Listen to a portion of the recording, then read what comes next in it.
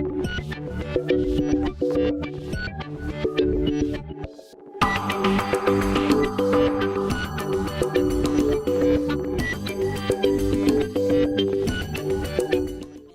nuestro Seminario Permanente de Propiedad Intelectual. Le damos la bienvenida a nuestros invitados de honor, el doctor Salvador Darío Vergel y Salete Horobov, y también, por supuesto, a los cocoordinadores de este seminario, el doctor Manuel Becerra y el doctor Rafael Pérez Miranda. Me voy a permitir, la mecánica del día de hoy es que el doctor Salvador Darío Vergel va a hablar sobre el tema principal, y posterior a ello, Salete Oro va a dar comentarios acerca de la exposición. Después tendremos un par de comentarios de los coordinadores y podremos pasar a los comentarios y preguntas del público. Me voy a permitir leer la síntesis curricular del doctor Salvador Vergel.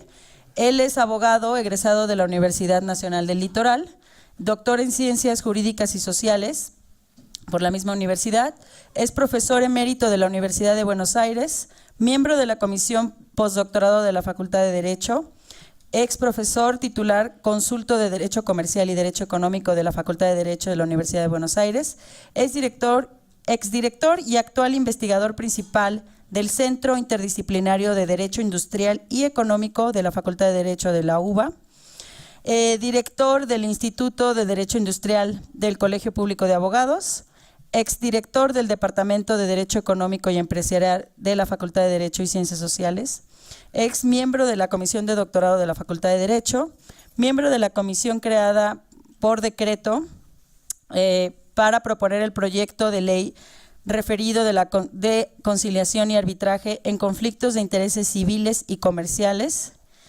miembro de la comisión redactora del proyecto de ley de concursos elaborado en el seno del Ministerio de Justicia de la Nación, es exprofesor titular de las Universidades Nacionales de Mar del Plata, La Pampa, Notarial Argentina, la empresa Belgrano.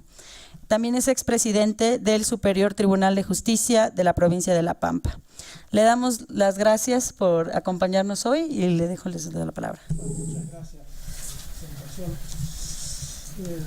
La idea central es mostrar los cambios operados en el derecho a la propiedad industrial desde su conocimiento al siglo pasado y qué es lo que está pasando hoy día en el derecho de la propiedad industrial y cuáles son los horizontes que podemos avisorar con relación a esta rama del derecho.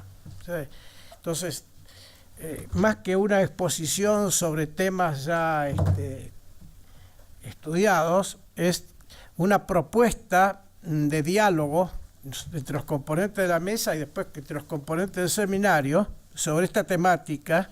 Yo la he descentralizado en 4 o 5 puntos básicos que podemos justificar, ¿no es cierto? Es decir, un tema central en esta materia para ver dónde estamos parados es el relativo a los fundamentos y fines del derecho de la propiedad industrial, es decir, el fundamento y fines de la patente, de invención, qué significa y a qué apunta, a qué apuntó en forma primigenia, a qué apunta hoy el derecho de propiedad industrial.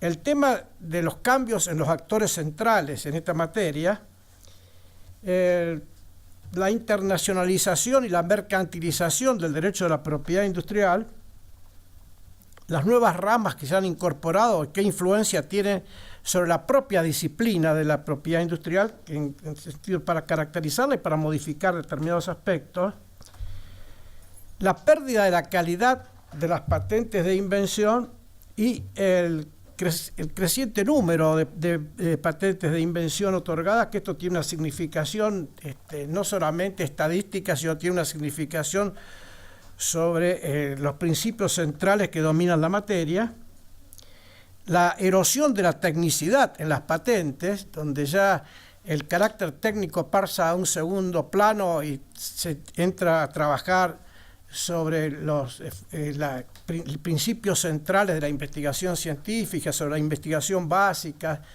sobre el descubrimiento, etcétera, materia normalmente ajeno al derecho de la propiedad industrial.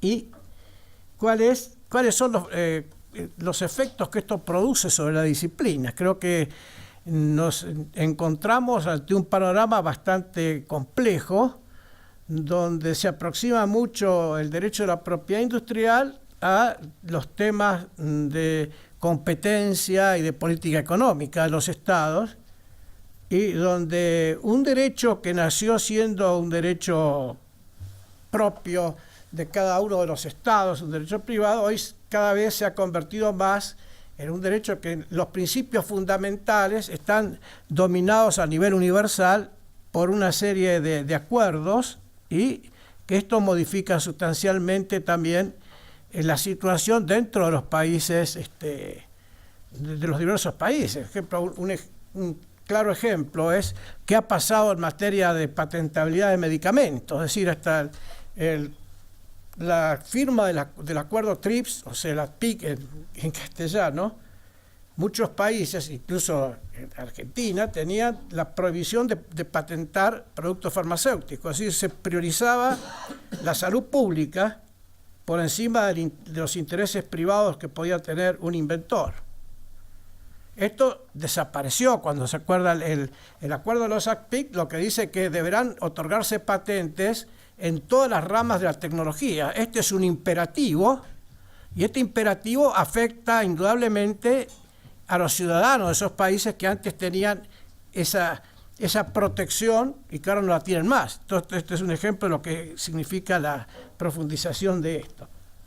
Entonces, los fundamentos iniciales del derecho a la propiedad industrial era la protección de ciertos derechos del inventor. Decía, bueno, quien ha realizado una invención que tiene determinados requisitos, que es lo que nosotros conocíamos dentro del derecho a la propiedad industrial, los requisitos objetivos de patentabilidad, ¿no es cierto?, que sea algo novedoso, que tenga una utilidad industrial.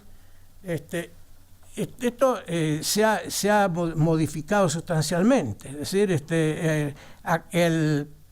el inventor tenía fundados sus derechos en una protección que le otorgaba la ley. Hoy día el tema central pasa por otra vertiente, entonces estamos cambiando los fundamentos y estamos cambiando los fines del derecho de la propiedad industrial, ¿no es cierto? Es decir,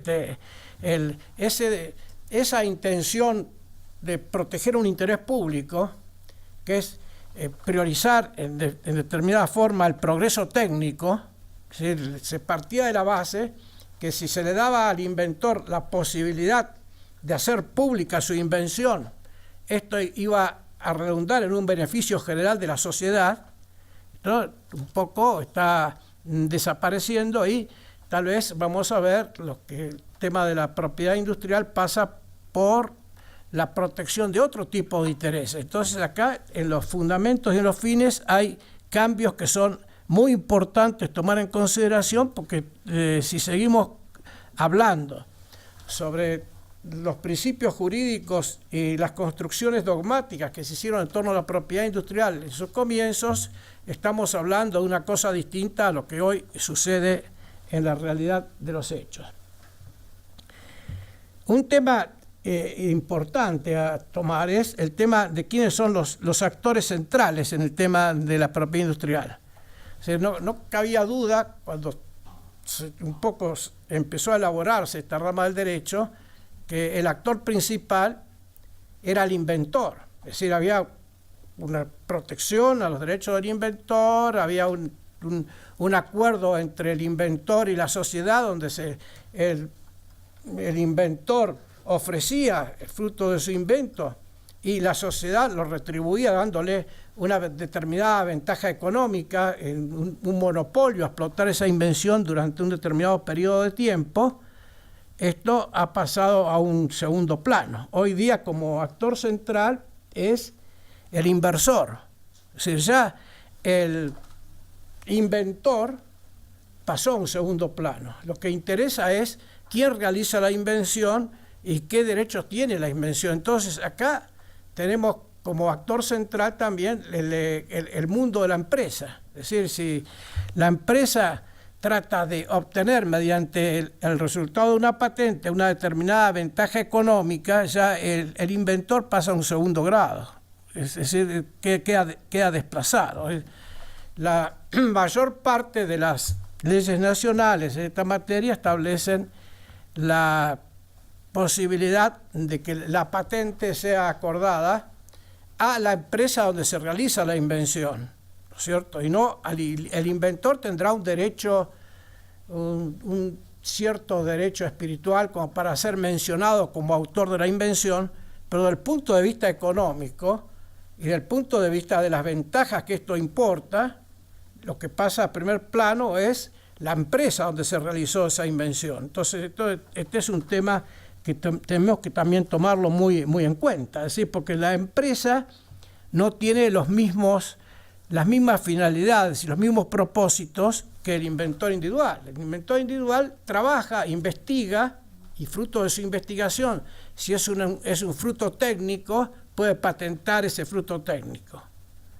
La empresa tiene como finalidad principal y prioritaria obtener ganancias.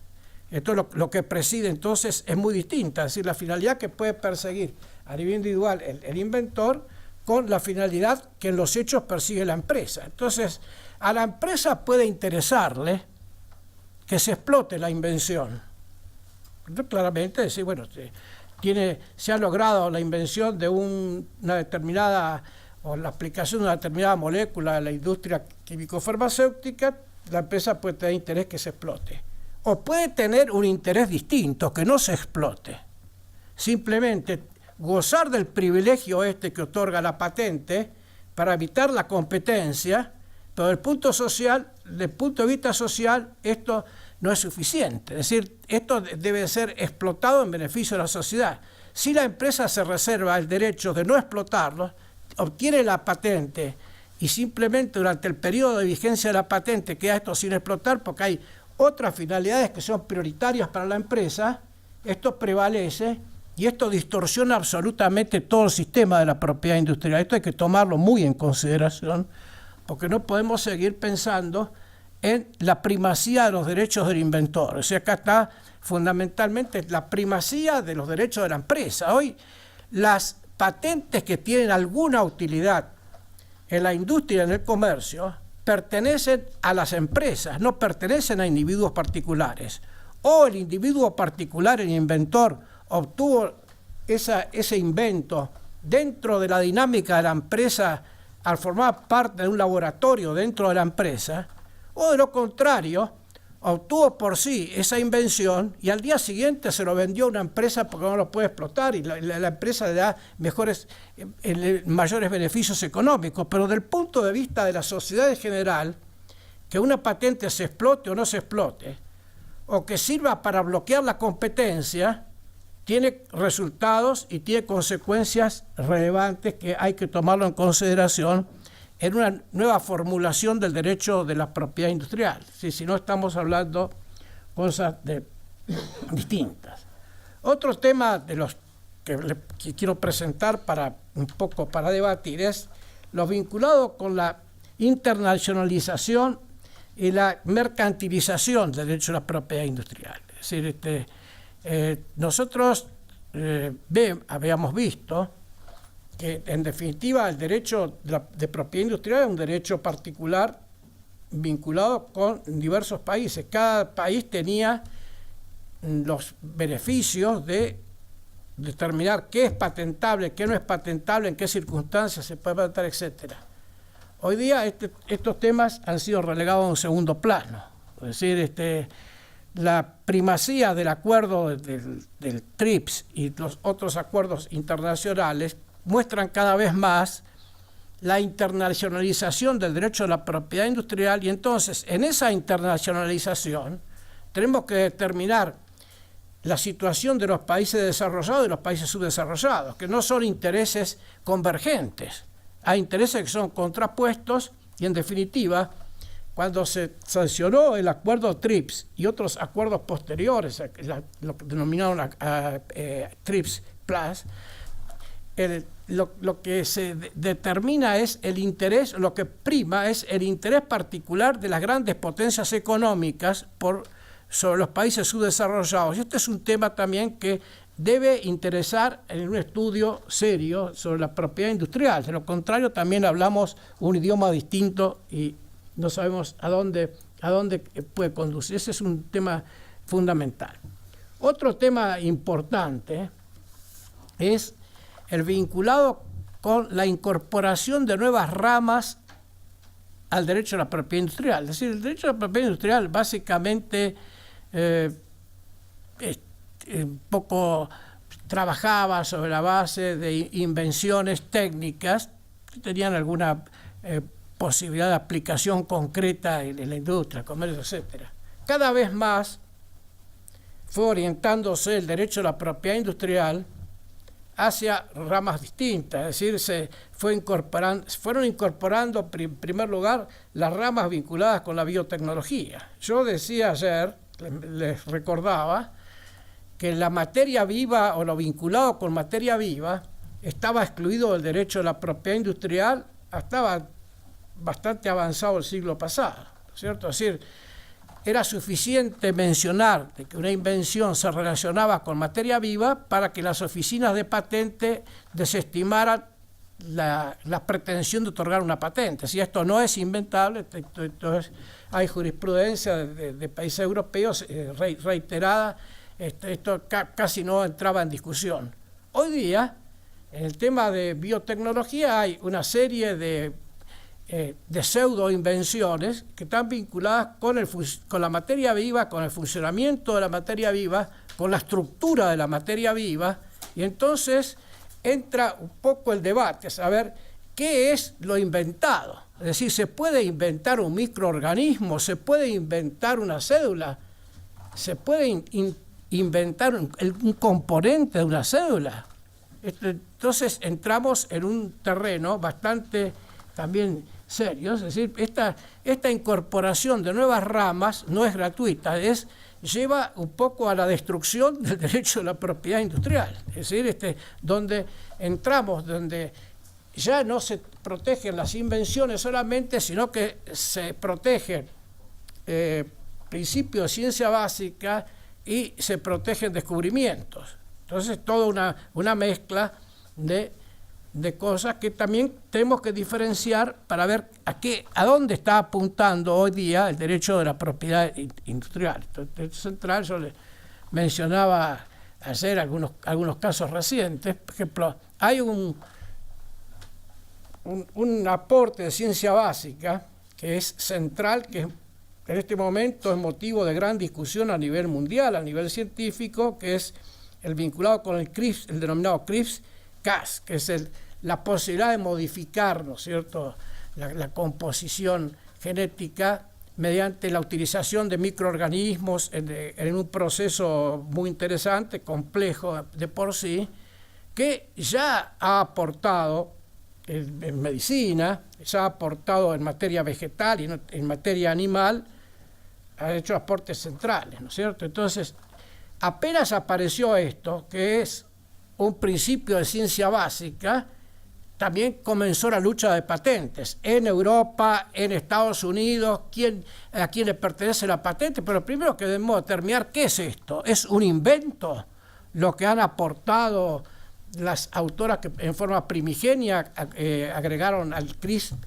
El CRISPR, en definitiva, fue un aporte de un científico español, Mojica. Él hizo el aporte central y después, posteriormente, hubo un aporte de dos investigadoras, una americana y otra francesa, pero en definitiva estamos dentro de las ramas de ciencia básica. Entonces, no, esto es un invento y entonces viene la discusión sobre quién tiene la propiedad y indudablemente cuando se patenta esto tiene un potencial muy importante en diversas ramas del conocimiento que quedan atrapados por vía de la propiedad industrial por algo que realmente desconocemos. Entonces, este tema me parece el de la incorporación de nuevas ramas. Esto ha pasado en biotecnología, ha pasado en genética. Yo ayer estaba recordando el tema de la apropiación de los genes humanos. Es decir, apenas surgió el tema del conocimiento de la estructura genética, ¿no es cierto?, de la estructura del genoma humano, surgió el interés de las empresas de empezar a patentar, y se obtuvieron patentes que son algo, es increíble la evolución de esas patentes, de 5.000 a 10.000, hasta se llegaron a patentar, a obtener o a pedir patentes sobre 50.000 genes. Cuando terminaron el trabajo de secuenciar el genoma humano, los científicos llegaron a la conclusión de que más o menos había alrededor de 30.000 genes humanos. Entonces, ¿a qué responden esos 50.000 pedidos de genes?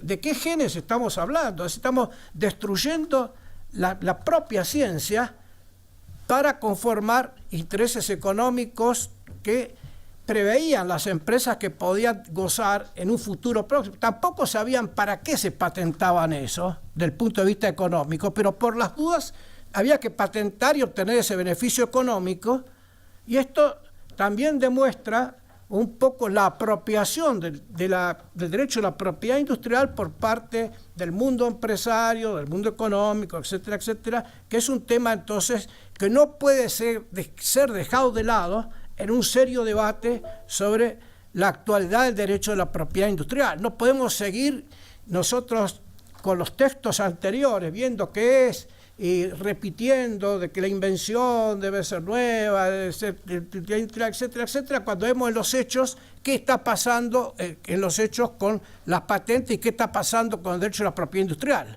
Lo que estoy mencionando yo es la realidad del derecho a la propiedad industrial. Lo otro son principios que ya están siendo dejados de lado en forma bastante avanzada. Otro tema muy importante es la creciente expansión del mundo de las patentes. Es decir, se patenta, tomamos en Estados Unidos, tomamos en la Unión Europea, etcétera, el número de patentes que se piden cada año y que se obtienen cada año, y este también es un número superlativo, está patentando todo y ya no sabemos en general a qué apuntan. Esa patente, la mayor parte de ellas es simplemente una reserva de mercado y nada más, y esto nunca se van a patentar, nada por el estilo, pero es un arma estratégica para evitar la competencia. Pues yo tengo patentado algo y con esto puedo amenazar a toda la industria y quedarme yo con la competencia en una determinada rama. Es decir, se entra a patentar alrededor de una patente principal toda una serie de patentes aledañas que prácticamente bloquean toda la innovación en esa materia. Entonces esto no tiene sentido. Es decir, la gran mayoría de las patentes son de muy escasa calidad. El tema central en la calidad está dada en el reflejo de la descripción. Es decir, la estructura de la patente tiene una forma básica, que es la descripción de lo que se patenta.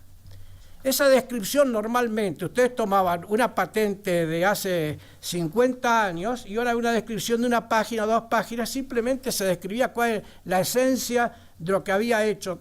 Por ejemplo, Edison patentó la lámpara incandescente y en una paginita decían qué consistía la lámpara incandescente y punto, y se acabó. Hoy día lo que hay es, se inventa un estado de la técnica de papel, como lo decía un jurista francés. Es un estado de la técnica de papel donde se describen 50, 100 páginas que nadie entiende, pero sirve simplemente para obtener una patente y para bloquear otras patentes. Y esto ya hay una enorme pérdida de calidad de la patente. Es decir, el número de patentes hace que se pierda también la calidad de las patentes, y esto entonces es un arma que no simplemente es un arma para emplear en la competencia económica, pero desde el punto de vista jurídico es absolutamente objetable porque quedan de lado todos los principios liminares que han fundado a través de los años el derecho de patente. Entonces, esta situación, llegamos a extremos inaceptables. Es decir, ¿qué queremos hacer con el derecho de la propiedad industrial? ¿A dónde puede conducirnos una situación de este tipo? Y cómo podemos tratar de manejar en el futuro el tema de las patentes de invención. Creo que es muy importante vincular esa discusión con temas de derecho económico, derecho de la competencia, es decir, no podemos estar en principios jurídicos abstractos que no tienen aplicación en los hechos. Es decir, en los hechos, todas estas tendencias generadas por el mundo empresario han tenido su apoyo en las oficinas de patentes, que son las encargadas de otorgar las patentes, donde están muy copadas esas oficinas por el lobby empresarial, y entonces se otorgan patentes sin saber qué es lo que se está otorgando, y cuando se entran a revisar esas patentes se encuentra que en muchos casos planteados judicialmente la existencia de los extremos requeridos por la ley no se dan porque no son patentes, pero sin embargo mientras esto pasa sirven para bloquear la competencia, y esto es muy, muy importante del punto de vista económico. Y paralelamente a la actividad de las oficinas de patentes también tenemos la actividad de los tribunales. Es decir, los tribunales, decíamos ayer, los tribunales, salvo contados supuestos, los tribunales que tienen que decidir sobre el otorgamiento o la nulidad de una patente de invención, los jueces no tienen conocimientos en general sobre la materia, y esto complica demasiado el tema.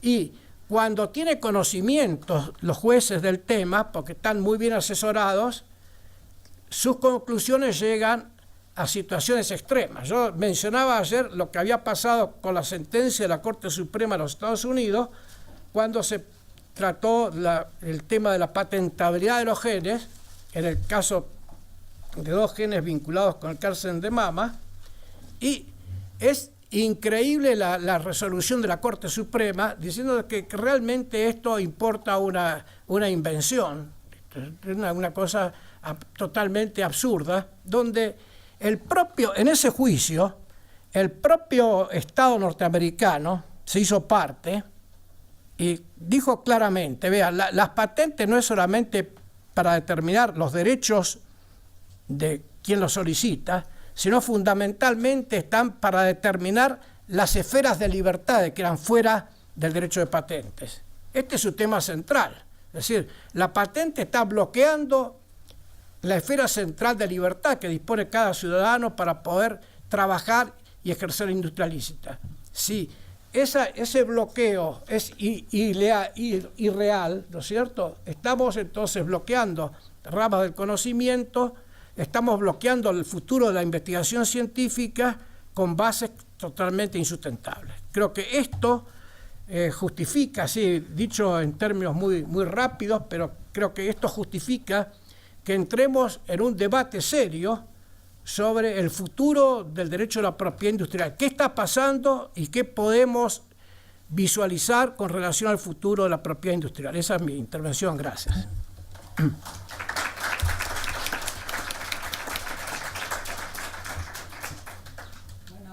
Damos pie a la intervención de la doctora Salete Orobov. Voy a leer rápidamente su currículum. Ella es postdoctora de la Universidad Federal de Santa Catarina, doctora en Derecho por la Universidad de Valle de Dos Sinos.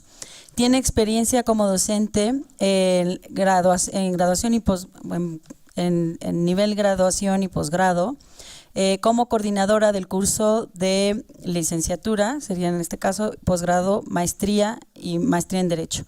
Es profesora del programa de posgrado, maestría en Derecho de la Facultad Meridional de Brasil. Es profesora del Instituto Cenecista de Ensino Superior de Sant'Angelo y es profesora también de la Universidad Federal de Frontera de Sul. En el área de Derecho principalmente trabaja sobre los temas de bioética, bioderecho, propiedad intelectual y su desenvolvimiento. Es también miembro del Consejo Editorial de Revistas Jurídicas en estas áreas.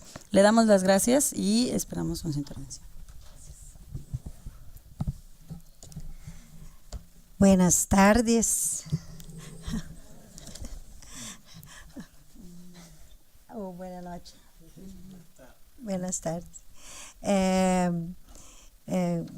me gostaria de agradecer o convite feito por Bezerra, professor Rafael, companhia do professor Salvador. Como sou brasiliana, vou falar portunhol, se me compreende. Não combinamos a fala, mas pero o aspecto que vou falar se refere a justa, sobre o direito de autor em la era digital, e se sobrevive o direito de autor na era digital. Para melhor entendimento, temos a lâmina. Los derechos de autor en la era digital. La tecnología digital hace cuestionar muchos aspectos de la concepción de propiedad intelectual, lo que nos lleva a reflexionar sobre la vigencia del sistema tradicional del derecho de autor. En ley de propiedad intelectual, se define la obra protegida como aquella criação original, artística, literária ou científica, que se expresse em qualquer meio ou suporte, tangível ou intangível, actualmente conhecido ou que se invente em el futuro. Segundo a lei, por lo tanto, el suporte de la obra no debería afectar su protección. En la era digital, ¿qué conceptos básicos normativos de la propiedad intelectual las tecnologías digitales pueden modificar? Haciendo un breve repaso, el concepto de obra, el concepto de autor, la atribución de derechos, los derechos morales, los derechos económicos, la transmisión de derechos, los sistemas de protección y los sistemas de gestión. Primero, el concepto de obra. En entorno digital, hablamos de los conceptos de información y contenido. Pero toda la información y contenido no son obras, ni todas las obras son información y contenido. Por lo tanto, si extendermos el concepto de obra y lo ponemos todo bajo en la propiedad intelectual, o vamos a tener que restringir las protecciones. La cuestión es saber qué está siendo protegido. Los derechos morales, como el reconocimiento y la paternidad de la obra, ocurren de una manera importante en el entorno digital. En Internet encontraremos muchas obras en las cuales toleramos un no reconocimiento de tal autoría. En este contexto, no es realmente sostenible el derecho de modificación de la integridad de la obra. Los derechos económicos, los sistemas de protección y los sistemas de gestión. Tendrá que replantarse la famosa diferenciación entre el derecho de reproducción, distribuição e comunicação pública e de transformação. Teremos que chegar a uns certos convencionalismos e ao fim sempre acaba sendo uma modalidade de explotação que nos hace replantear permanentemente se o acto de explotação deve criar novo substrato dentro de uma de estas categorias. De hecho, Isso foi, em grande parte, uma das razões do início da harmonização legislativa. Apesar de internet, se ha demonstrado que o sistema de direito de autor tem capacidade de resistência. Há muitos interesses econômicos de por medio, especialmente depois que os novos tratados mundiais. Em futuro, o sistema atual de direitos de autor terminará sendo obsoleto ou não? Não há dúvida que as tecnologias digitais causaram uma certa tendência a profetizar os direitos de autor por la facilidade de cópia e difusão de material protegido. Qualquer pessoa podia, em um momento determinado, expandir uma obra protegida sem praticamente nenhuma capacidade para perseguir uma infração de tal alcance, a qual seria quase impossível de produzir com meios analógicos. Por outra parte, o componente de internacionalidade de internet, já que essa infração poderia vir de qualquer outro país, como as leis de propriedade intelectual são basicamente nacionais, a infração era difícil de perseguir. Ao final do século XX, se apresentam muitos interesses sociais, intelectuais e econômicos ao redor do sistema de direitos de autor. Ademais, o conjunto de normas sobre direitos de autor ha cumprido funções fundamentais, que são o incentivo à criação intelectual e a difusão da cultura e a necessidade de proteger determinadas inversões econômicas. Por outra parte, os sistemas de direito de autor, se em algo têm experiência, é a probadíssima capacidade de resistência respeito às revoluções tecnológicas.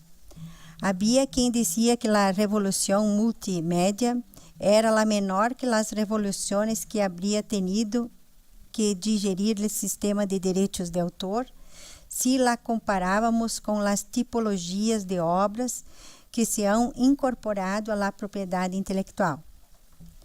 Finalmente, havia outro tema que figurava no futuro, a necessidade de não excluir as obras protegidas em âmbito de internet.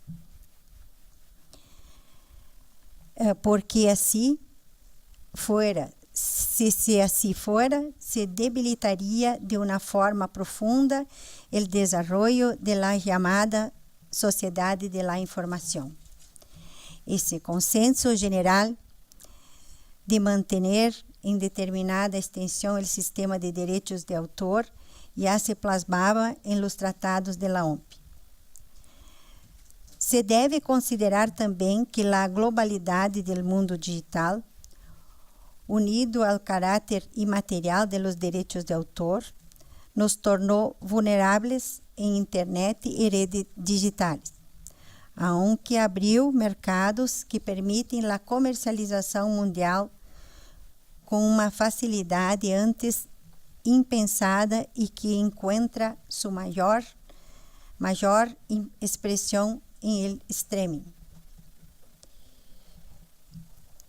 Por lo tanto, a previsão de futuro do sistema de direitos de autor se manterá ou não, pero seguro que se manterão os monopólios de explotação, que são, em princípio, inspirador do sistema de direitos de autor.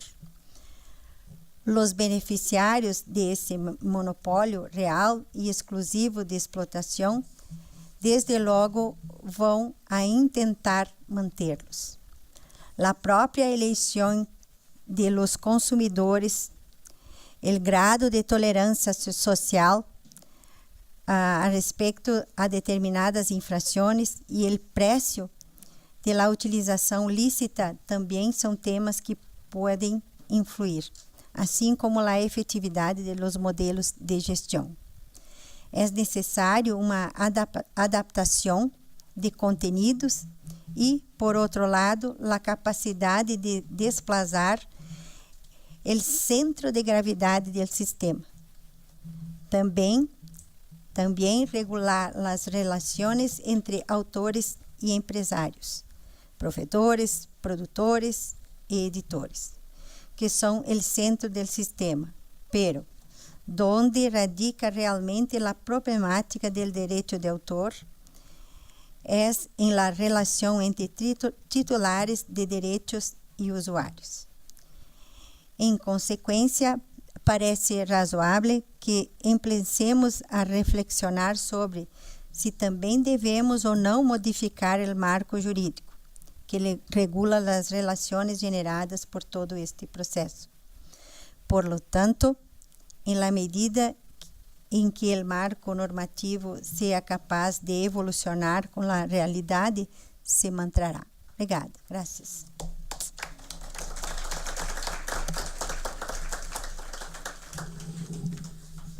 Bien, pues les damos las gracias a los profesores por sus valiosas intervenciones. Creo que los dos hablan de cómo el sistema tradicional de propiedad intelectual tiene que evolucionar. A grandes rasgos, el doctor Salvador Darío Vergel habla de cómo la evolución ha cambiado, bueno, ha evolucionado por un lado el foco que antes era con el inventor, ahora se ha transformado el foco en los intereses de las empresas.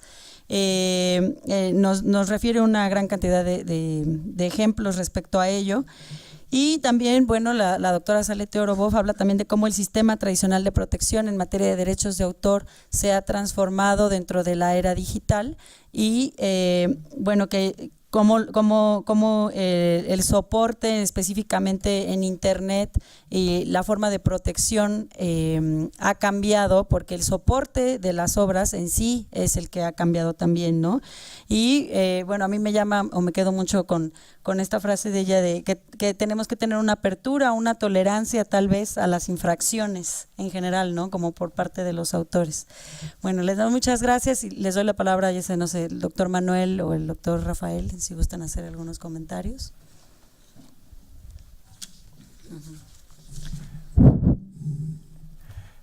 Buenas tardes.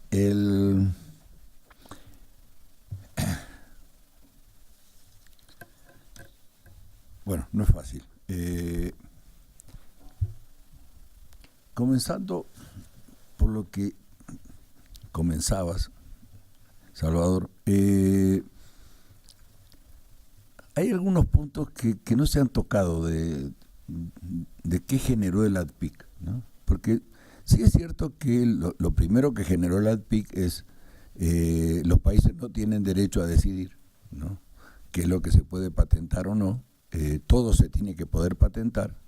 Las únicas excepciones son las enumeradas taxativamente, ni una más ni una menos, ¿no? Y luego al final se agrega a las excepciones de vegetales, medio ambiente, etcétera, se agrega algo de seguridad nacional, ¿no? Y fuera de seguridad nacional, fuera de lo que se enumera específicamente como excepción, y fuera del tema de la moral y el orden público, pues los países están totalmente atados, ¿no? Con un problema que se combina con lo que tú planteabas del CRIPS Cas9, que es normalmente cuando se prohíbe lo de patentar productos que afecten la moral y el orden público, cosa que yo nunca entendí porque la patente no autoriza la explotación, por lo tanto no tiene nada que ver, ¿no? Pero ahora se da un caso especial, ¿no?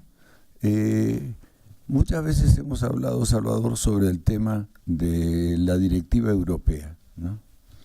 Y fíjate que ahora se produce el caso al revés. O sea, normalmente todavía PIC dice se puede prohibir el patentamiento de productos o procesos, bueno, productos que afecten el orden público, etcétera. Pero la prohibición no se puede basar en la prohibición, solo en la prohibición de comercialización, ¿no? Pero ahora se da un caso al revés, que es, o de investigación. Resulta que se autoriza investigación que no se podría patentar, ¿no? En el caso de la Unión Europea, fíjate, con motivo del CRISPR-Cas9, que se supone que permite la tijera biológica, permite una operación sobre el genoma muy preciso, en la Unión Europea y en Estados Unidos se han autorizado investigaciones sobre germinales, ¿no? Sobre embriones, etcétera, con la exigencia de que primero se elimine la capacidad de reproducción del embrión. Pero bueno, ¿no? Ahora, resulta que está prohibido patentar el embrión, ¿no? Y está prohibido patentar cualquier elemento vinculado, ¿no?, a los productos germinales, a los órganos germinales. Entonces se da el caso al revés, es decir, se prohíbe patentar. Antes era, si se prohíbe comercializar o investigar, no implica que se prohíba patentar. Pero ahora pasa que se prohíbe investigar, y supongo que comercializar, ¿no?, pero se prohíbe patentar, porque no se reformó la ley de patentes, ¿no?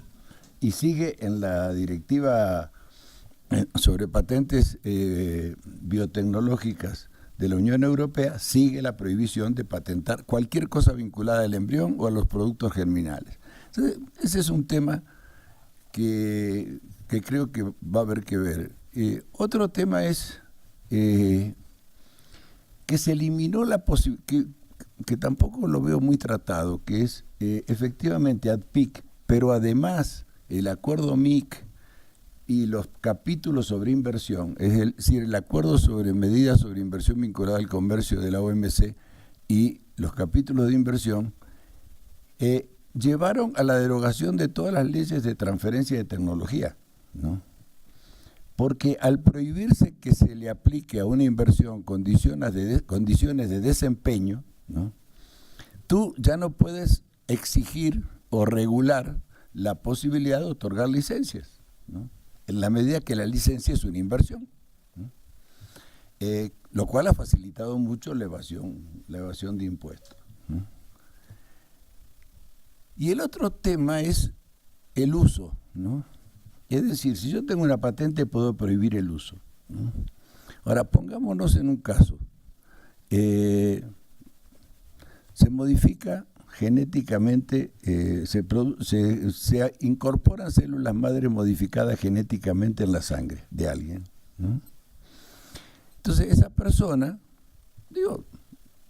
se cura o no se cura, da lo mismo, ¿no? Bueno, no da lo mismo para la persona, pero en principio daría lo mismo, para los efectos. Esa persona un día se ofrece a hacer una transfusión de sangre, es decir, a donarme sangre, ¿no? Y me está donando sangre patentada. Entonces el titular de la patente, o sea, al señor le incorporaron células madre modificadas genéticamente y esa modificación genética fue patentada, ¿no? Y ese señor me dona sangre a mí. Y resulta que después viene el titular de la patente y me dice, oiga, usted está usando un producto que yo tengo patentado, usted no lo puede usar, ¿no? Es decir, o me paga o lo desangro, ¿no? Porque el titular de la patente tiene el derecho de impedir el uso del producto patentado por un tercero sin su autorización, ¿no? No vamos a llegar, sería como llegar al caso de Shylock, ¿no? Al mercader de Venecia, pero y sería por supuesto inmoral, etcétera. Pero son temas de que yo creo que el gran problema uno de los grandes problemas del patentamiento de organismos vivos es esa capacidad que tiene el organismo vivo de multiplicarse, ¿no?, de acuerdo a las leyes de la genética. Y el nuevo producto tiene el mismo contenido patentado, ¿no? Por lo tanto, yo patento, una célula modificada genéticamente y la reproducción de esa célula, por supuesto que genera productos patentados, ¿no?, que no se pueden usar, ¿no? sin pagarle al titular de la patente, ¿no? Digamos que es uno de los grandes problemas que se generan, ¿no? Y respecto a los problemas del Internet, yo creo que el gran problema es la copia, ¿no? Es decir, esas cláusulas de que yo compro un programa y no se lo puedo prestar ni a mi hija, ¿no? Pero no se lo puedo prestar además, ¿no?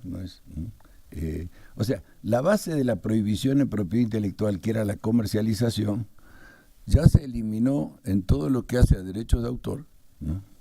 O sea, antes yo compraba un libro y no podía imprimir el mismo libro, pero se lo podía prestar a mi hijo, a mi hermana, a mi tía, al vecino, ¿no?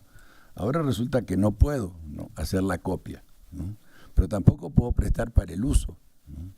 Entonces, digo, es una serie de problemas que va generando, porque no es solo con los programas de cómputo, también es con lo que yo puedo, por ejemplo, una cosa que es ridícula, yo puedo leer los libros del instituto, recién salidos del Instituto de Investigaciones Jurídicas, pero no lo puedo bajar, ¿no?, ni lo puedo descargar, ¿no?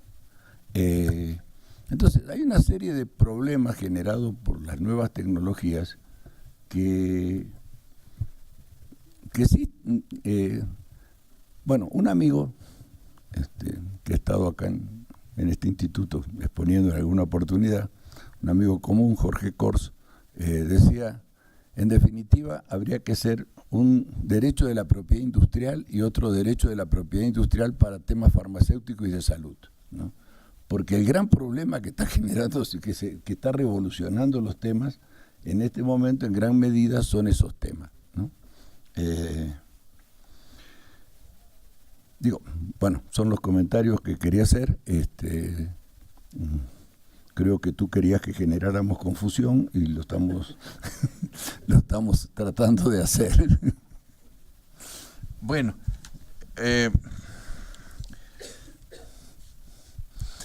a ver, el enfoque que puedo dar es un enfoque en principio de carácter histórico.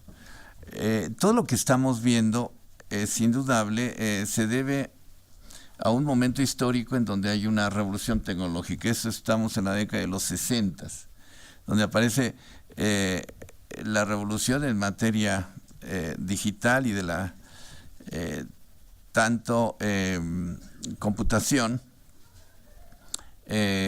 como la cuestión de unión entre computación y la reproducción, bueno, la telemática.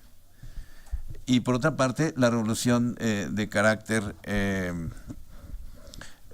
genética. Eso hace que, al final de cuentas, bueno,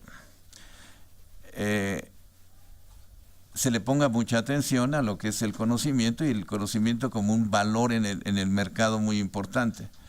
Si nos fijamos los elementos en este momento de negociación, es decir, ustedes lo ven, la discusión entre China y los Estados Unidos son fundamentalmente por propiedad intelectual. Entonces, esa revolución de carácter tecnológica mueve precisamente a este nuevo parámetro en materia de propiedad intelectual. Y me parece que ahí está el meollo del asunto. Estamos utilizando las normas de propiedad intelectual, tanto en materia de propiedad industrial como derechos de autor, normas que fueron creadas en el siglo XV y la cuestión del patentamiento mucho tiempo antes. En otro momento es muy claro otorgar una patente o una marca, qué sé yo, para la producción de cualquier cosa de carácter material. Pero con la revolución biotecnológica estamos hablando de patentes sobre una división celular. Y entonces ahí dicen, bueno, ¿qué pasa? Se aplican exactamente los mismos criterios que para la producción, qué sé yo, en otro momento del foco. Eso quiere decir que debe ser nuevo, debe de tener un elemento de carácter inventivo y por otra parte una aplicación industrial o una comercialización. O sea, esos elementos que utilizamos para otra cuestión. Ahí es donde me parece que ya está el meollo del asunto. Y lo mismo sucede en el caso del derecho de autor. Los derechos de autor de repente es muy lógico y muy claro que la revolución tecnológica para lograr un desarrollo tecnológico, y en eso es entendible también, cuesta mucho dinero. Hacer una película cuesta muchísimo dinero. Hacer un fonograma cuesta mucho dinero, un programa de computación cuesta mucho dinero, pero la misma tecnología hace que esa producción, esa obra, sea fácilmente replicable, copiable. Y eso está al acceso de la población.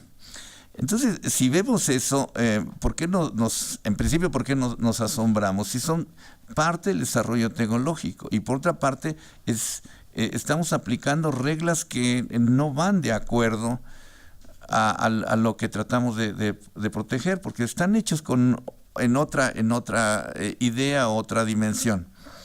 Ahora, ¿por dónde vamos? El elemento fundamental en la propiedad intelectual, y se nos está diciendo constantemente, y que ya en el caso de derechos de autor, se pierde el concepto de autor personal. No me digan que lo que se estamos protegiendo es a fulanito de tal como el gran autor. Estamos protegiendo a las empresas que invierten muchísimo dinero. Entonces, lo que estamos protegiendo, o lo que se trata de proteger, es la inversión que se utiliza para la producción de tal o cual cosa. En el caso de la industria farmacéutica, es la investigación que dicen las empresas farmacéuticas, es cuantiosa, es supermillonaria. Por otra parte, en el caso de derechos de autor, lo mismo. Entonces, ahí estamos en una situación que necesitamos analizar bien hacia dónde vamos. Yo plantearía una solución. Una es que nos dejemos de proteger todo eso mediante la propiedad intelectual y busquemos otra manera de protección, que en realidad ya está existiendo. Es decir, la producción de este libro, se los aseguro que no me va a hacer millonario, ni siquiera me va a dar la posibilidad de pagar una comida al profesor. Eso es cosa del Instituto de Investigaciones Jurídicas. El Instituto de Investigaciones Jurídicas o un mecenas, en este caso ANAFAM quizás, pagó para hacer el libro. Los autores tenemos otro tipo de recompensas, quizás la gloria de haber escrito, otro tipo de recompensas, el Sistema Nacional de Investigadores, bla, bla, bla, bla.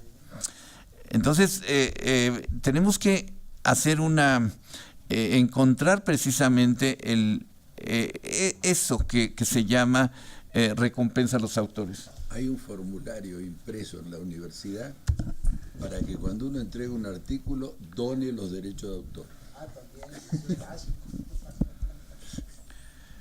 Esa es una posición. Reflexionemos hacia dónde va, hasta dónde estamos utilizando la recompensa a los creadores mediante el sistema de propiedad intelectual. Otra cuestión que me parece importante es la cuestión de la soberanía, al final de cuentas, del Estado. Si se fijan ustedes, el concepto de propiedad intelectual está creado en una lógica específica. Es decir, ¿por qué existe la territorialidad? Precisamente la territorialidad existe porque se le da capacidad al Estado de dar sus normas de propiedad industrial o derechos de autor de acuerdo a sus necesidades, a su capacidad y quizás a sus aspiraciones. Por eso, eso lo rompe un tanto los tratados actuales, donde establecen un parámetro para todos los estados. Entonces, ¿por qué no volvemos? Porque esa es otra de las cuestiones importantes, volvemos a retomar la soberanía económica del Estado en materia de propiedad intelectual. Una de las cuestiones que yo platicaba con Remish, otro profesor distinguido, y le decía, ¿cómo le hacemos para que realmente las patentes sean en beneficio del Estado? Entonces, una de las cosas que decía Remish, bueno, lo que se tiene que hacer es ser más cuidadoso en la aceptación de la patente. O sea, debe de existir un estándar más rígido. Pero recuerden ustedes que si no se patenta está en el mercado libre. Cosa que no se hace. O sea, este movimiento que se está, en el cual estamos subidos, estamos atendiendo cómo está el patentamiento en Estados Unidos. Y de acuerdo con eso se mueven las oficinas de patentes a nivel internacional. Enseñamos nuestros cursos de propiedad intelectual diciendo cuál es la patente famosa de Chakramartis, de Moore, etcétera, etcétera. Porque para allá va el movimiento de patentamiento. Pero nunca decimos que eso fue rechazado en nuestro país. Pero para eso entonces necesitamos toda una estructura interna que desarrolle la tecnología. Entonces, otra cuestión que con eso terminaría, habría que ver que la normatividad en materia de propiedad intelectual me parece que agarró a todos los abogados y teóricos en la materia un tanto dormidos, porque no se dieron cuenta que mucha de esa materia, mucho de ese desarrollo toca aspectos fundamentales de derechos humanos. O sea, alguien decía, un colega aquí del Instituto de Investigaciones Jurídicas, oye, me están invitando a hacer un trabajo sobre derechos humanos, pero estableciendo que la inversión extranjera y la protección de la inversión extranjera es parte de los derechos humanos. Y yo no estoy de acuerdo con eso. Me dice, pero ¿dónde están la fundamentación teórica para decir que no? Digo, bueno, pues están en esa es otra de las cosas que no hemos hurgado más, no hemos investigado. Por ejemplo, en materia de derechos de autor e Internet, hay una disposición de la Asamblea General de Naciones Unidas donde dice que el Internet como medio de comunicación es parte de los derechos humanos. Si se fijan ustedes, los tratados internacionales en materia de propiedad intelectual van hacia una dirección controlando el acceso de la población y cortándole cuando no lo pagues, que es una manera entonces de proteger la inversión. Pero por otra parte, es derecho humano. En ese sentido, me parece que las dos exposiciones son bastante provocadoras, pero al mismo tiempo nos dan posibilidad de reflexión, de discusión. Podremos decir, así concretamente, el derecho de la propiedad intelectual ha evolucionado a estos niveles, pero también está llegando a momentos a espacios de límites, y hay que pensar bien, de alguna manera, sistematizar esos límites, o bien decir, dejemos la propiedad intelectual por un lado, creemos formas de protección, de resarcir a las inversiones y la producción. Eso serían mis dos propuestas. Sí. Bueno, muchas gracias.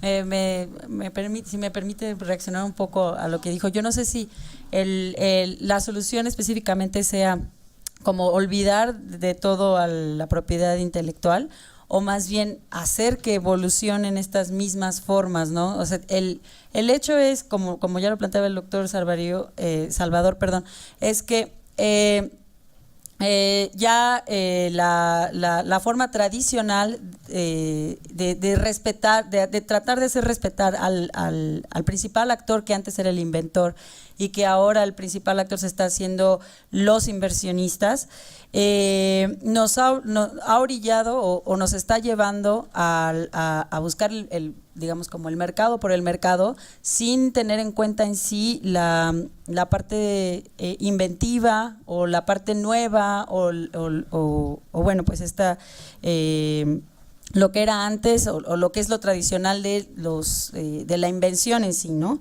Y que pues también esto a lo mejor es una de las formas que nos obligaron los países más desarrollados a los menos desarrollados a simplemente tomar, ¿no? ¿Por qué? Pues porque se quería tener un mercado abierto en el que se pudiera proteger la inversión dentro de la protección intelectual de las grandes empresas o de las grandes compañías haciendo que están haciendo o abriendo mercado a los mercados menos desarrollados, ¿no? Entonces, bueno, no sé si y esto se conjuga, como bien lo mencionan, con la revolución tecnológica que nos obliga a buscar otras formas de protección. Y me acuerdo mucho de una de nuestras primeras sesiones en el semestre, bueno, la primera de hecho con la maestra Luna Mancini, que nos hablaba de las diferentes, que creo que, o sea, bueno, la doctora Salete creo que las tocó sin decir exactamente qué eso eran, pero las diferentes formas de protección de los, ¿cómo se llaman? En internet, las las diferentes formas de protección en internet que los mismos autores pueden poner a disposición su obra para que otras personas ya sea las reproduzcan, puedan jugar, no nada más la reproduzcan, sino que puedan hacer algo con ellas, etcétera, ¿no? Entonces creo que ya el mismo, o sea, los mismos autores o los mismos creadores, por ejemplo en este caso, los mismos creadores ya están tomando una forma evolutiva de protección de derecho de autor, ¿no? Me acuerdo que Luna decía, esto sigue siendo derecho de autor, simplemente la forma de protección evolucionó. Y ahorita me voy a acordar del nombre. Por último, quería mencionar, con respecto a esta armonización e internacionalización de las leyes en general, pues también nos encontramos o nos topamos con lo que comentaba el doctor Salvador, de las diferentes formas de acercamiento de la ley que tiene cada una de las Cortes Nacionales. Si bien en cuanto digamos al nivel de la legislación, estos tratados han tratado, lo que intentan es que se armonicen las leyes nacionales, no se ha transmitido, creo yo, a las Cortes Nacionales esta armonización, puesto que cada quien incluye o le mete, una vez escuché esta semejanza de, es como el mismo, es como diferentes chefs tratando de seguir la misma receta. La receta, la misma, es la ley, es la armonización de la ley, pero cada Corte Nacional es un diferente chef, entonces cada quien le va a meter de su cosecha o de su sazón lo que ellos consideren que es más importante conforme a su formación. Y en específico a mí me llama mucho la atención las decisiones que se toman en las Cortes de Estados Unidos, a pesar de que nosotros seguimos los sistemas de cómo se hace el registro en general, las decisiones de las Cortes al final de cuentas son tomadas por jurados y sabemos que ese es un concurso de popularidad, es ver cuál de las partes consigue la simpatía del jurado y no necesariamente cuál realmente tiene razón conforme a lo que la ley pide y a la altura, y si están o no a la altura técnica, tanto el jurado como el propio juez, de poder tomar una decisión sobre la materia que se está patentando. O sea, si realmente están entendiendo qué es la técnica detrás ya sea un farmacéutico, ya sea la patente de un gen, ya sea la patente de una base tecnológica, etcétera, si realmente están entendiendo cuál es la técnica detrás de la decisión que están tomando, o si es solamente un concurso de popularidad de ver quién se gana el jurado. Esas serían como mis reflexiones. ¿Quieren que pasemos entonces ahora a ver si el público tiene alguna duda o alguien quisiera? Sí. Aclarar algo, por favor. Respecto a mi intervención. Sí, pero yo creo que tal vez ha sido una incorrección unir la discusión sobre propiedad industrial y derechos de autor. Debería de haber merecido un tratamiento diferencial, porque estamos en un tema distinto y hay bienes jurídicos fundamentales que están comprometidos en un caso y no tan comprometidos en el otro. El tema de la producción histórica que marcaba mi amigo Becerra, ¿no? Es decir, bueno, estamos en un momento histórico distinto al que se tomó en cuenta cuando se dictaron las leyes de patente, y esto obligaría a un replanteo en función de la evolución de los hechos en la función histórica. Yo creo que el tema merece algún planteo, es decir, que ¿por qué en este momento los países subdesarrollados deben someterse a disposiciones generales, las de la TIC, donde obligan a que se patenten todos los géneros de tecnología y donde se establecen normas fundamentales para la protección de los derechos acordados en cualquier país al titular de una patente, es decir, las normas de frontera, las normas, etcétera, etcétera, que se establecieron. Yo recuerdo que cuando se discutió el tema TIC, tema central nunca entró en la agenda, nunca había entrado en la agenda el tema de propiedad industrial. Es decir, esto lo metieron sobre el final. Los países altamente industrializados ejercieron una enorme presión sobre los países subdesarrollados, el tema político.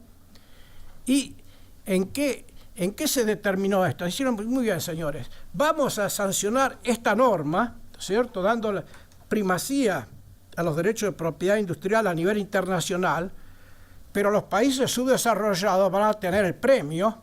Los artículos 8 y 9 del acuerdo ATPIC dice, sí, en transferencia de tecnología ustedes van a tener un premio, se va a facilitar la transferencia de tecnología. No se facilitó un corno. Es decir, los países subdesarrollados seguimos tan subdesarrollados como antes, sujetos a las presiones de las altas potencias, y esto es importante considerar cuando estamos hablando de derecho.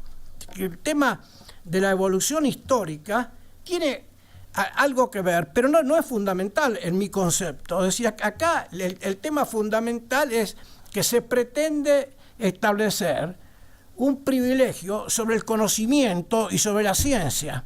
Y esto, el conocimiento y la ciencia, como lo concibió Stiglitz, es un bien público mundial. Acá no se puede establecer límites sobre el conocimiento y sobre la ciencia y limitar la producción de la ciencia o el progreso de la ciencia. Si yo estoy patentando determinadas cosas que no pertenecen a la rama de la técnica y estoy patentando conocimiento puro, estoy patentando conocimiento natural, estoy de alguna medida obstaculizando el progreso de las ciencias, y esto es un tema fundamental a ser discutido, es decir, no es un tema secundario. Por eso decía yo que cuando hablamos de derecho de autor hay que hablar en forma diferenciada con derecho de la propiedad industrial, es decir, ¿qué es lo que está pasando con esto?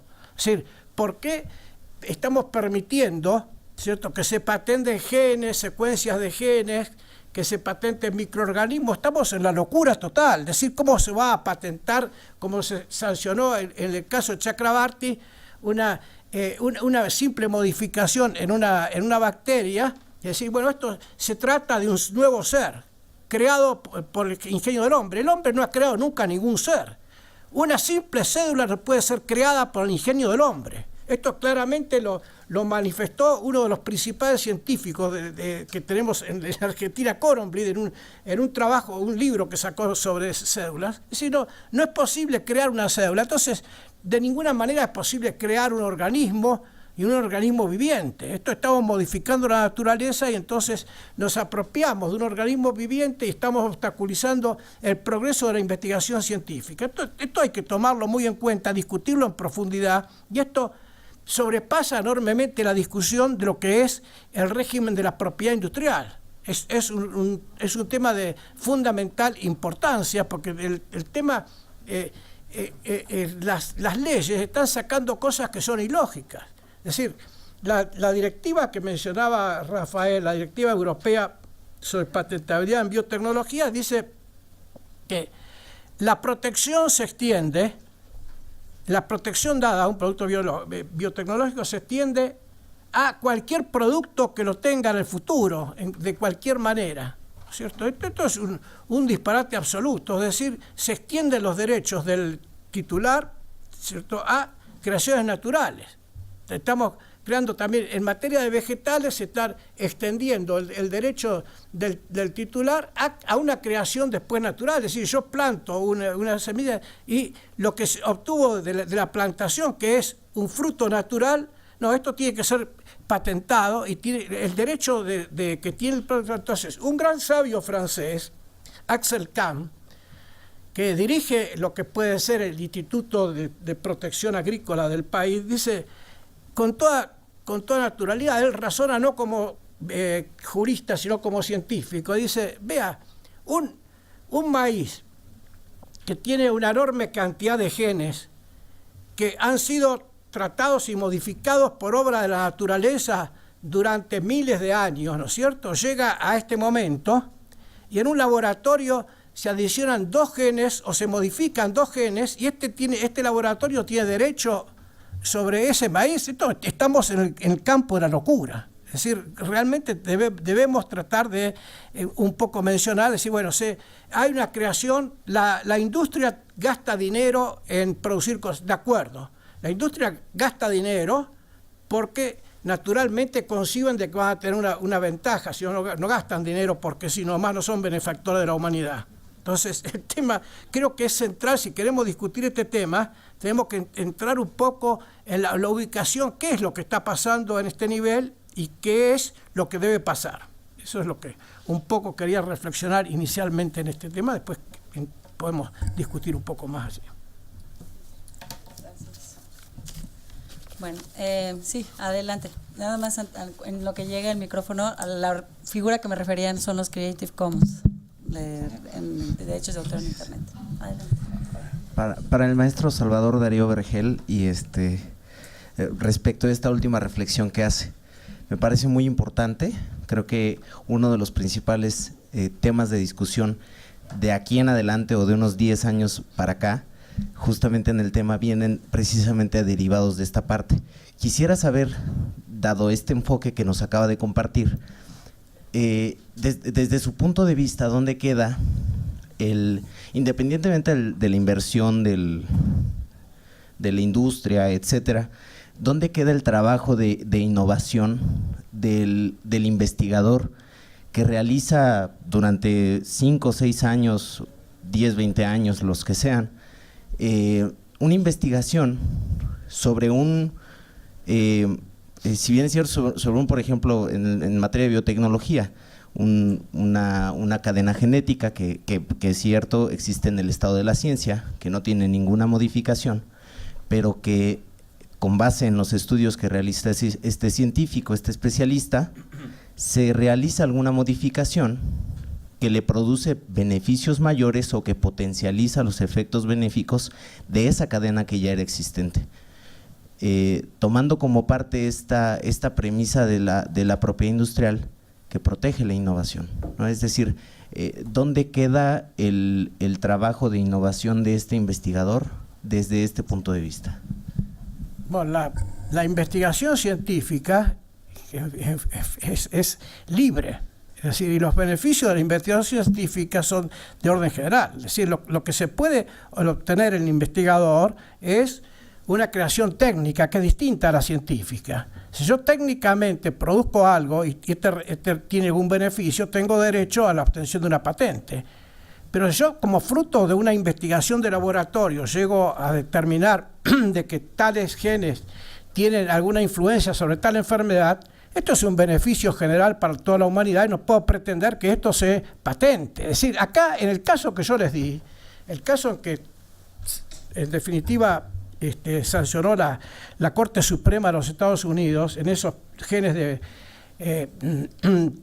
promoción del cáncer de mama, en el BRCA1 y BRCA2, en ese caso lo que se estaba discutiendo es que la empresa que obtuvo o que llegó a determinar la vinculación de esos genes con el cáncer de mama tenía acordado en los Estados Unidos y después protegido por el sistema ADPIC en todo el mundo la unidad de todos los diagnósticos. Es decir, todos los diagnósticos que se realizaban en el mundo deberían de partir de la base de ser instruidos en el laboratorio de la empresa farmacéutica que obtuvo ese cosa, lo cual parece un disparate total.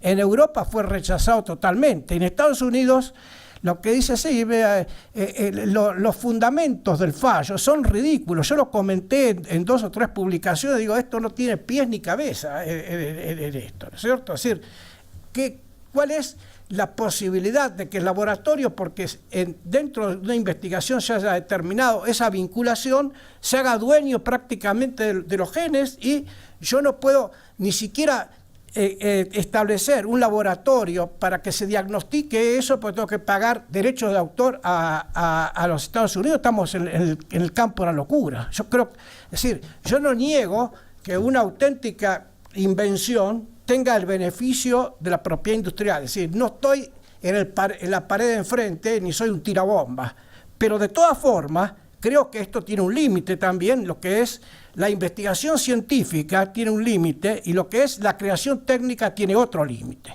Esta es la razón que puedo dar. Quisiera una acotación, precisamente por el uso de la palabra biotecnología, ¿no?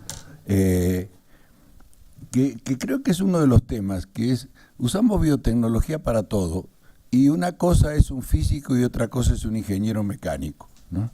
Y una cosa es la biología molecular y otra cosa es la biotecnología, ¿no? Son cosas totalmente diferentes, ¿no?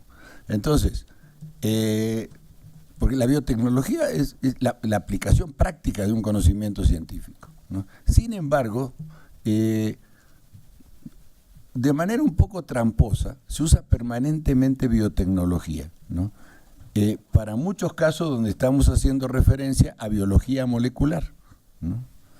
Que son conocimientos científicos. Es decir, lo que explicaba Salvador, si yo comparo 2 genes, lo único que hago es decir, este gene tiene esta estructura, este gene tiene esta otra, ¿no?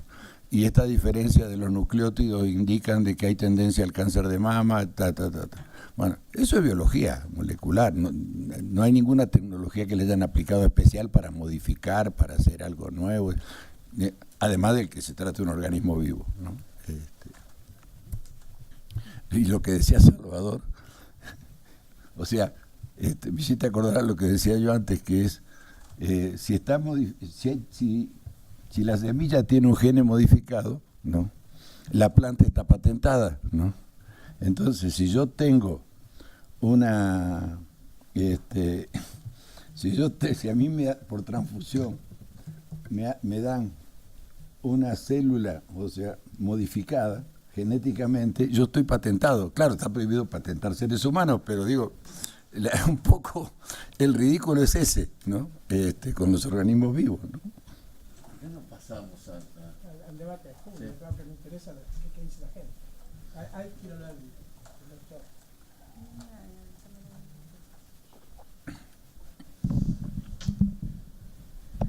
Buenas noches a todos. Quería hacer 2 preguntas. La primera a la doctora Salete.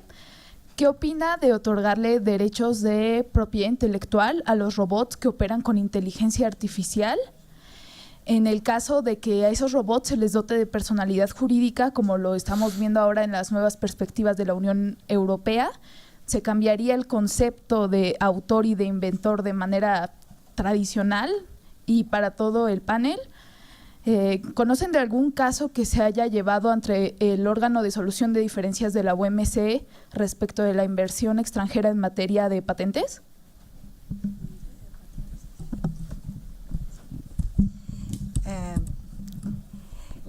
La temática de inteligencia artificial es muy nueva. Podemos dar 3 encaminhamentos, 3 possibilidades. Existem já estudos para reconhecer a personalidade ou a possibilidade de reconhecer a personalidade robótica. Então, não estaríamos falando de autor, pessoa humana, na concepção que atribuímos, que garantimos, que garantizamos o direito de autor hoje. Uma nova personalidade, uma nova persona física, jurídica e robótica. Há estudos, inclusive uma tese de doutoral na universidade que está Marta, que discute a personalidade, as possibilidades da personalidade robótica e por consequência poderia se ver como atribuir direitos de propriedade intelectual sui generis a esta personalidade ou a esse conjunto de algoritmos ou ao produtor deste conjunto de algoritmos. Outra possibilidade é considerar que a obra não tem autoria, estaria em domínio público. Obras sem autor, algo que viria contra todo o interesse econômico que está, como bem disse o professor Becerra, sobre a questão do direito autoral, que quem mais ganha, quem mais obtém vantagens são as empresas, são os produtores e não o autor, como sabemos muito bem nós. E uma terceira possibilidade de atribuir a autoria aos programadores. Só que pode haver um descolamento, pode haver produções, criações para além, a mais do que programado inicialmente pelo programador. Estas criações novas, de quem seria a autoria? Então, são questões que provavelmente ampliarão mais se ficar sobre a propriedade intelectual, ampliarão mais ainda essa concepção, muito bem apresentada aqui pelo professor Salvador, de ampliação, e a tendência parece ser esta. Não sei se me entendes.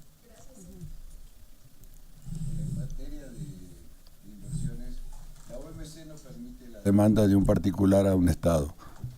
Solo se dio un caso con la India, por ejemplo, de llevar a técnicos, o sea, al sistema de solución de controversias, el problema de la aplicación de condiciones de desempeño, entre las cuales podría estar las transferencias. Los casos que se han dado vinculados a propiedad intelectual e inversión extranjera son dentro de tratados. Por ejemplo, dentro del Tratado de Protección entre Suiza y Uruguay, se demandó a Uruguay por obstáculos, afectación al derecho de marcas por Philip Morris contra Uruguay. Por suerte lo ganó Uruguay. También Philip Morris contra Australia, también lo ganó Australia. En un caso por una nulidad de patente que se lo llevó, se consideró que era una afectación al derecho de propiedad industrial, fue el caso de Eli Lilly de Estados Unidos contra el Estado de Canadá. Pero siempre dentro de tratados, porque la OMC no permite la protección de inversión extranjera específica. Solo en caso de está el Consejo si el Consejo de Políticas Comerciales puede llevar la queja por el tema del incumplimiento de los compromisos sobre condiciones de desempeño, puede ser un tema y el otro puede ser que un país demande a otro, por el caso de Estados Unidos contra la India, por incumplimiento de los compromisos contraídos, ¿no? Pero es de Estado a Estado y por no cumplir con los compromisos de legislación, no por casos específicos.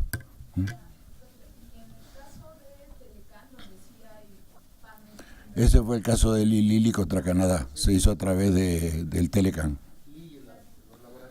Los laboratorios de Lilly, sí, por la nulidad de una patente, por ineficiencia. El planteo de Lilly era que no se debe exigir eficiencia a un producto farmacéutico. Bueno, no sobre esto, pero les quiero decir que hay una pregunta desde Colombia, ¿puedo decirla? Alejandra desde Armenia, Colombia, dice: tenemos grandes problemas desde las universidades. En Colombia tenemos grandes problemas desde las universidades para tratar la propiedad intelectual, sobre todo en las investigaciones por ineficiente regulación que tenemos en el tema. Las patentes no han podido pasar del campo académico y de ser un indicador. Y la ley del spin-off es insuficiente. ¿Cómo puede una universidad, pregunta, gestionar la propiedad intelectual si las mismas instituciones del Estado no están organizadas? ¿Cómo hacen desde sus países para explotar estas innovaciones?